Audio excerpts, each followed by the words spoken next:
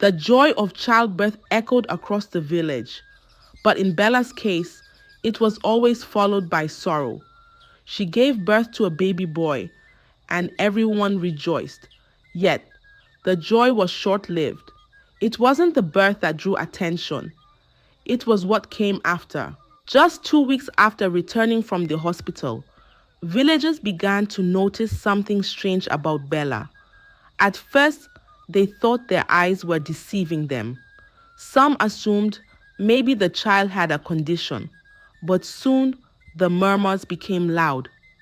Bella was backing her baby upside down, not once, not as a mistake, every single time.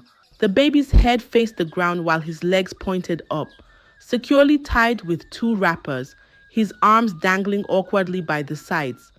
It was an unusual, almost disturbing sight, one that turned heads wherever she passed. The first person to speak was Mama Ikin, the pepper seller. Bella, why are you carrying your baby like that? It's not normal. Bella didn't stop walking. She didn't turn. She simply said, "He's fine like this." The next day, the story spread rapidly. "She carries him with his head facing down. I saw it myself. Maybe the child is not normal. Maybe it's a charm or one of those spirit children." Some mocked her. Others were simply confused. A few were genuinely afraid. But no one knows why. The villagers never knew the real reason why a woman would decide to back her baby upside down. And one day, Bella voiced out. Before that baby, she had waited. Long waiting. Heavy waiting. She got married young, just 18. Her waist was still small. Her smile was still full. Her husband loved her, at least in the beginning. But love does not always stay when the womb stays empty. 1 year passed. No child. 2 years. Still nothing. 3, 4, 5, 6. The house grew colder. The smiles disappeared. His mother began to speak. Is she a woman or a tree? She eats every day, yet no fruit comes. His sisters rolled their eyes when Bella passed. His cousins whispered when she entered the room. Some even said it to her face. If you can't give our brother a child, then go. Bella prayed. She knelt in the dark many nights. She fasted until her bones shook, but nothing came. Then in the 13th year, something changed. Her body felt strange. Her chest became full. Her feet became heavy. A test confirmed it. She was with child. She danced quietly in her room. She held her stomach like gold. Her husband's eyes lit up again. His family came with gifts. They washed her feet and blessed her belly. When the baby boy came, the joy was loud. The house became full again. But joy for Bella never stayed long. Before the sun rose the next day, the baby died. Bella cried until her voice cracked. Her husband held her, whispering, "Don't cry too much.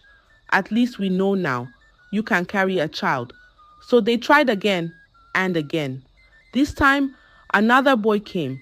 He was soft like yam pounded with care. He laughed early. He held her finger tightly. His eyes followed her everywhere. Bella smiled again. Her husband built a small swing under the mango tree. They named him Obina, Father's Heart. He turned 1, then 2. He even began to run around and shout, "Mama, Mama," when she cooked. But one day, fever came. Small at first, just a little heat. Then cold hands, shaky legs, silent mouth. By morning, he stopped breathing. Bella screamed until her voice disappeared. Her eyes dried. Her body fell weak like old mat. Her husband sat outside, hands on his head. "What is this?" he asked the wind. "Why my child again?" They buried Obina under the orange tree. But soon, Bella's stomach swelled again. Another baby, another boy. They called him Somadina. May I not be alone? But he too left before he could say, "Mama," and then another. And another, Bella stopped giving the babies full names. She would just call them my son. That was all. She feared names brought death. 7 boys she birthed, 7 coffins she followed, each one like firefly, bright for a while, then gone. People started looking at her with side eyes. Maybe it's not just bad luck, one woman whispered. Maybe it's Ogbanje, another said. But Bella refused to listen. She said, my God will give me one that will stay. But inside her chest, her heart was breaking slowly, like a branch bending in heavy rain. 7 sons, all gone, like smoke in Hamatan. After the 7th child died, Bella's husband changed. He didn't shout. He didn't cry. He just became quiet. Too quiet. He stopped bringing her herbs. He stopped asking, have you eaten? He would eat alone, sleep early, wake up before dawn. One evening, Bella placed hot water by his bed. He looked at it and walked past. Her heart dropped. She knew. Something had shifted. A month passed. Then 2. Then one afternoon, she heard voices outside. Laughter. A woman's laughter. She peeped through the window. A woman stood in the compound, young, pretty, holding a boy's hand. The boy ran around the yard, kicking sand and chasing chickens. Bella's legs shook. Her husband came in that night, removed his sandals and said, that woman outside? She's moving in. I've made my choice. Bella couldn't speak. The next morning, she packed her clothes into an old bag. She tied her wrapper tight. No tears, no words. Her head bent low. As she walked out, the boy the woman brought looked up at her and said, bye-bye. Her chest cracked. She walked back to her father's house like a thief returning empty-handed. Even the birds on the tree were quiet. She reached the compound. Her stepmother opened the gate. She didn't ask questions, just opened her arms wide and said, come inside. And Bella entered, with her shame tied to her back like a heavy basket. 2 full years passed like Hamatan breeze, slow and dry. Bella stayed in her father's compound, quiet, always sweeping, always washing. She didn't smile, not even when the sun tickled her cheeks. Children ran past her every day, shouting and laughing, but she never looked up. Her stepmother said, Bella, you are still young. Don't let sorrow eat your body. But Bella only nodded, like a lizard under the sun. Then, one market day, a man came to the village. His name was Mark. He came to buy palm oil, but his eyes kept following Bella. He asked, who is that woman by the well? She's Bella, they told him. Fine woman, but sorrow follows her like a shadow. But Mark didn't fear. He watched her for weeks. Then one evening, he came to her father's house with cola nuts and wine. I want to marry her, he said. People were shocked. That one? Yes, he said. She is still a woman, a good one. Bella looked at him. His eyes were calm, his words soft. He didn't ask her about her past. He didn't say, how many children do you have? He just said, I will take care of you. And so they got married. No big dance, no loud music, just quiet joy. But Bella kept her mouth shut, like a market basket tied with rope. She didn't tell Mark about the children that died, not one word. She buried that story deep inside, like yam, hidden under the ground. Because some wounds are too deep for words. Not long after the wedding, Bella's body began to change. Her back ached, her feet swelled, her face shined like fresh palm oil. The signs were clear. She was pregnant again. Mark was overjoyed. My God has answered me, he shouted. He bought her fruits. He rubbed her feet at night. He sang to her belly. 9 months passed like slow river.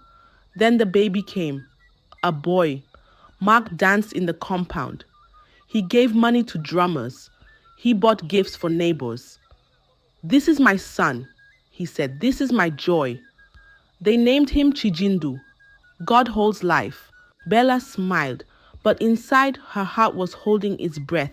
She watched the boy every day. She checked his skin. She touched his chest to feel the breath. She didn't sleep deep. 1 year came. The boy was walking, talking small. Then one evening, he coughed, just small. By night, he had a slight fever. Bella boiled herbs. Mark gave him water. But the next morning, his hands were cold. Bella touched his neck. No movement. His eyes were closed, forever. Mark shook the child. "Wake up," he cried. He ran outside shouting. He knelt on the ground, holding the child like broken pottery. He cried like a boy who lost his mother. But Bella didn't cry. She just sat on the mat, her eyes wide, her hands on her lap. No tears came. Her tears had dried long ago. The child was buried, quietly. No drummers, no dancing. Mark sat in silence, day after day. Bella moved like smoke, silent, soft, almost not there. Then one afternoon, her stepmother came with a bowl of pepper soup. She placed it on the ground and sat beside Bella. "My daughter," she said gently, "this thing is not fever. It is spirit. Let us go and see someone." Bella looked at her. "Who?" she asked. "A herbalist," her stepmother replied. "The one from Umuele village. He knows things." Bella shook her head. "No," she said. "My God will do it. I will pray. I will fast." Her stepmother sighed. "Prayers are good, but sometimes the spirit that is fighting you does not fear prayer." Still, Bella said no. She woke every night to pray. She poured oil on her belly. She knelt by the fire every morning. She read her Bible until the pages tore. She believed. And one morning, as the cock crowed, she threw up near the well. Her heart skipped. She waited 2 days, then went to the clinic. The nurse smiled. "Congratulations," she said. "You are 6 weeks pregnant." Bella walked home slowly. She didn't shout. She didn't dance. She just placed her hand on her stomach and whispered, "This time, stay." 9 moons passed. Bella's belly grew round like a calabash filled with water. She is pregnant again. She moved slow. She ate little. She prayed much. When the baby came, it was a boy again. His cry was loud, like thunder in early rain. His skin was smooth like fresh butter. His eyes big and bright. Mark laughed for the first time in months. "He is different," he said. "This one will stay." People came with gifts, goat meat, yams, cloth. They named him Nuachi, child of God. "He came from above," Mark said proudly. "Even the wind knows his name." The boy grew fast. He crawled early. He walked before his first birthday. Every morning, Bella touched his chest, his head, his feet, just to be sure, just to feel life. Then one Sunday, while she bathed him outside, he shivered. Tiny shakes at first. Then he cried out, loud and sharp like a hawk's scream. Bella held him close. "Noa em, what is it?" she asked. But his eyes rolled back. His legs stiffened. His lips trembled. "No, no, no," she whispered, rocking him hard. But he didn't stop shaking. Then he stopped moving, just like that, in her arms, like a candle blown out by wind. Mark came out and saw her holding the child. Still, he didn't ask anything. He looked at the baby, then at Bella. Then he sat on the ground and kept quiet. His mouth didn't speak again that day, but his eyes did. They said everything that was burning inside him. After Enwachi died, Bella didn't talk much, but her body spoke again. Soft tiredness, quiet cravings, a gentle swell. She got pregnant again. Mark didn't dance this time. He only nodded and bought her oranges. When the baby came, They didn't name him quickly. They waited, watched. But this one, he was different. He laughed often. His laugh sounded like music from a talking drum. He ran through the compound with small feet like Goat Kid. He called Bella Mama and called Mark Daddy. He grew strong. No fever, no shaking, no crying in the night. 1 year passed, then 2, then 3. Bella began to hope again. She bought bigger clothes. She bought shoes that didn't fit yet. She said to herself, maybe this is the one. 4 years, 5, 6. On his 7th birthday, she cooked rice with big meat. He danced with village children. They poured water on each other and rolled in the sand. Bella smiled for the first time, with all her teeth showing. Then one evening after football, he came home sweating and laughing. Mama, he said, holding his belly, it's paining me small. Bella rubbed his stomach. You played too much, she said, laughing. She gave him water, told him to rest. But by night his body was hot, then cold, then still. By midnight, silence. Bella touched his chest. No beat. No, not again, she whispered, her lips shaking. She carried him and shook him. Open your eyes, please. Just open it small. But he didn't move. He was gone. The child that almost lived had left like a thief in the night. The morning after the boy died, Mark didn't cry. He didn't speak. He sat in front of the house, eyes fixed on the mango tree. Bella sat beside the child's small body. She didn't move. Her hands rested on her knees. Her eyes stared at the ground. Then, as the sun rose higher, Mark stood up, walked into the house and began packing her things. Wrapper, blouse, Bible, shoe. He brought them out one by one, dropped them outside like dustbin dirt. His mother came with folded arms. Her voice was sharp like blade. She hid her truth, she said. She is cursed. What kind of woman buries children like plantain peels? Mark didn't answer. He just turned away and closed the door. Bella stood slowly, her legs weak, her eyes dry, her hands shaking. She tied her wrapper low, wore her slippers, picked her bag. She walked away without looking back. Not a word, not a sigh, just footsteps in the sand. When she reached her father's house, her stepmother opened the gate. She saw the look in Bella's eyes, like a well with no water. She didn't ask questions. She just opened her arms, held Bella tight, rocked her gently, rubbed her back, like a mother holding her baby after thunder had passed. The door to her husband's house had closed, but sorrow, it had not finished. Days passed like wind through dry leaves. Bella didn't talk. She didn't eat much. She just sat under the iroko tree, watching ants carry crumbs. One evening, her stepmother came close and knelt beside her. This thing is not ordinary, she said. We must go, far away, not to doctor, not to church, to someone who sees what eyes cannot see. Bella nodded slowly. They packed quietly and left before sunrise. They walked and rode and walked again until they reached a small village with no signboard. There, inside a mud house with no window, sat an old man, skin like old bark, eyes like still river. He didn't greet them. He just looked at Bella for a long time. Then he spoke. She is carrying sorrow, he said. Sorrow that comes back again and again. Bella looked down.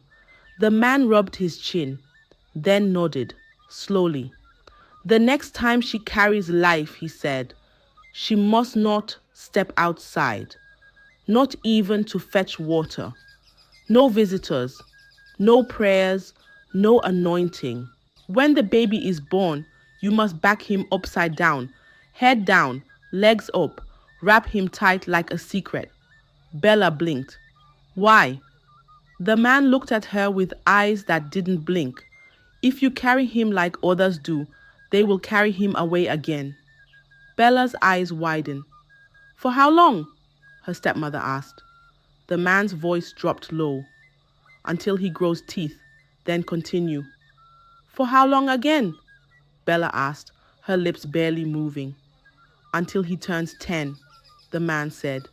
Only then will the spirit get tired. He stood up and entered his small room. He brought out a red cloth and a bottle with black water. Take this. Use it when the time comes. Then he sat back down, closed his eyes. He didn't speak again. Bella and her stepmother left in silence. But that night, as Bella lay on her mat, her heart whispered, 10 years. Can I carry him like that for 10 years? But her soul answered, if that's what it takes, I will. Rain had come and gone twice. Bella was now quiet like early morning. She cleaned, she cooked, she prayed with no sound. Then one day, a man came to repair her father's roof. His name was Charles. He spoke soft. He smiled like someone who had seen pain before. Each time he came, he greeted Bella gently. Good afternoon, madam. She would nod, just a small nod. Then one day he said, can I come again? Not for Ruth, but for you. Her stepmother laughed. Another one has come, she said. People in the village laughed too. She's too old, they said. Too dry, too finished. What is he doing with her? Can she still give him a child? But Charles didn't care. He married her quietly. No dance, no wine. Just two hands joined under the sun. 4 months later, Bella felt something strange. She would wake and spit. Her back ached. Her feet swelled like boiled yam. Her stepmother looked at her closely. You're glowing, she said. Something is inside. Bella shook her head.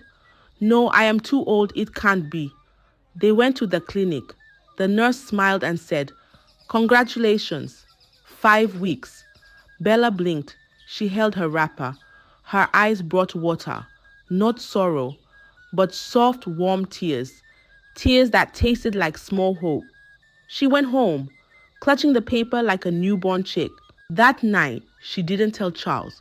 She told her stepmother. The old woman wiped her face and said, it has started again. But this time, we won't play. Before the week ended, they traveled to the herbalist. He was already outside, waiting like someone who had smelled the wind. She is with one of them again, he said. But this one can stay. Then he looked at Bella. Do not make mistake this time. Bella nodded, not with fear, not with joy, just with the tired knowing of a woman who had buried too many children. The herbalist's voice was firm like a closed door. No visitors, no prayers from strangers, no hands on her belly except her own. He looked at Bella. She must not leave the compound, not even to touch Rain, from now until the child is born. Bella sat still. She said only one word. Yes. He reached into his bag and brought out a bundle of red cloth and a small calabash tied with cowries. When the baby comes, you will back him upside down, not once, not twice, every day, until he grows teeth, and even after, until he turns 10. 10? Her stepmother asked. The herbalist nodded. That's when the danger ends. Bella's heart shook. 10 years, 10 whole years. But she remembered the graves. She remembered the names. She remembered the cold hands of every boy she had held. And she said again, yes. When they returned home, her stepmother locked the gate with a big padlock. She told neighbors, she has traveled. No one came in. No one went out. Charles stayed in the city to work. He sent money. He asked questions. The stepmother gave short answers. Inside the compound, Bella stayed in her wrapper. She ate herbs, drank roots, prayed quietly, slept early, woke before the cock. She didn't peep through the gate. She didn't wave at passing children. She became like a shadow, living in her own house. The world outside moved on. Festivals came, weddings passed, neighbors gave birth, others died. But Bella remained inside, waiting, watching, counting her days with dry fingers and folded prayers. Then one night, the sky broke open. Thunder clapped like angry hands. Rain slapped the roof like war drum. Bella began to scream. Her back arched. Her hands grabbed the mat. Her voice filled the house. Ah! He's coming! Her stepmother ran around. Water! Blade! Cloth! Then, as if the wind whispered, the herbalist appeared at the door, wet from rain, silent as shadow. He didn't greet. He didn't smile. He knelt beside Bella, placed his hand on her stomach and said, "Push." With one last cry, the baby came out. He didn't cry. He screamed, loud, sharp, strong. The herbalist held him up. His skin glowed like early sun. Then he looked at Bella and said only one thing, "Back him upside down." Bella didn't ask why. She took the red cloth, wrapped him tight, head down, legs up. She tied him to her back like a treasure. And from that moment, she never stopped. From the day the boy was born, Bella became a shadow in the village. She didn't carry her baby like others. Not face out, not face in. She carried him upside down, head down, legs up, wrapped tight like secret money in wrapper. Every morning, she tied him with red cloth. Every night, she tied him again. People stared. Children pointed. "Mama, look, that woman is carrying her baby wrong." Some laughed. Maybe she lost her mind. Others crossed the road when they saw her. "She's a witch," they whispered. "Only witches carry babies like that." One woman spat near her feet. "I can't greet someone who walks with spirits," she said. But Bella didn't answer. She walked slowly, back straight, eyes forward. She fed her son, bathed him, sang to him, but never changed the way she carried him, even when he turned one, even when he began to talk, even when he could walk small. She would lift him and tie him back, head down. "Why is he always like that?" people asked. Bella said nothing. She swallowed every insult like bitter leaf water. Painful, but she kept it down. "I will carry him this way for 10 years, she told herself. "If this is what it takes to keep him alive, then let the whole world call me mad." And they did. Days became months. Months became years. The boy grew like a tree after rain. 1 year, then 2, then 5. Still alive, still strong, still smiling. He didn't cough in the night. He didn't cry for no reason. He didn't fall sick during Harmattan. His eyes were bright like morning sun. His laughter echoed through the compound like church bells. People began to watch from far. That boy is still alive? After all this time? Isn't he supposed to be gone by now? But the boy was still there, eating, running, laughing.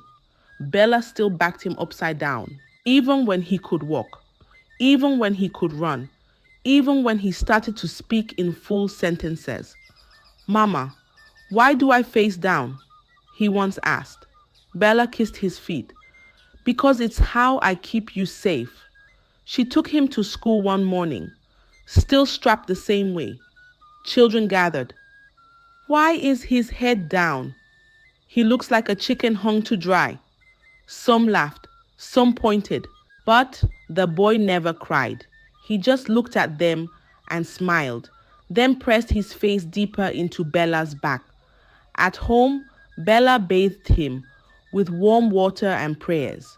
She bought him clothes, big shoes, books with collars, but she never changed the way she carried him.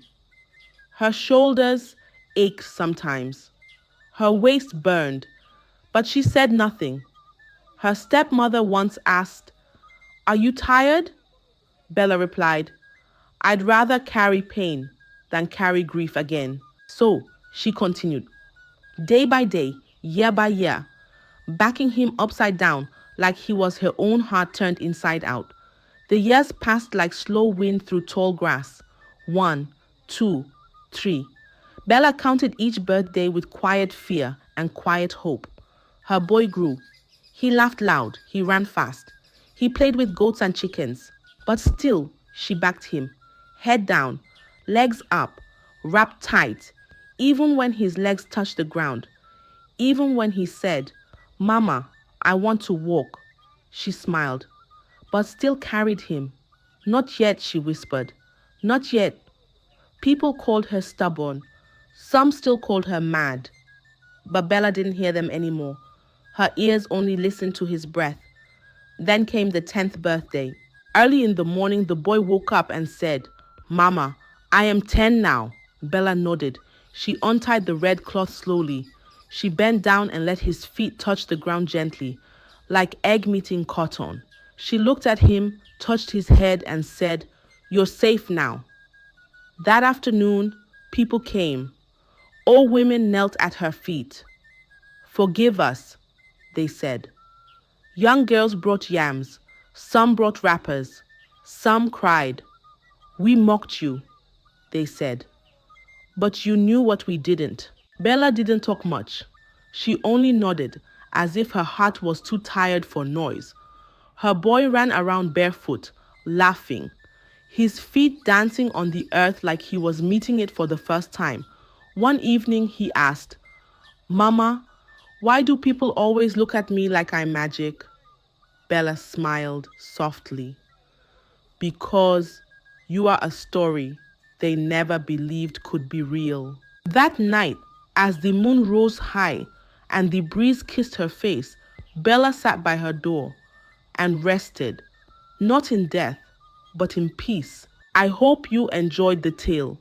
If so, please like the video, share it with your family and friends, comment on it, and don't forget to subscribe to the channel and turn on the notification bell for more enchanting tales like this one. Goodbye.